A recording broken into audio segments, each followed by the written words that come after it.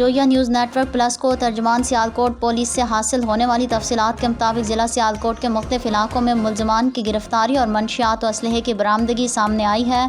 اس سلسلے میں تھانہ کینٹ پولیس نے 2 ملزمان کو گرفتار کر کے ان کے قبضے سے نقدی 1,75,000،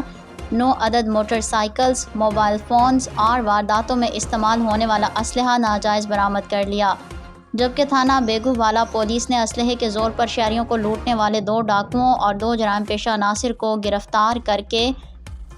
اسی طرح تھانہ کوٹلی سید امیر پولیس نے منشیات فروشی میں ملوث خاتون سمیت 2 ملزمان کے قبضے سے مجموعی طور پر 2 کلو سے زائد چرس برآمد کر کے پابند سلاسل کر دیا ہے۔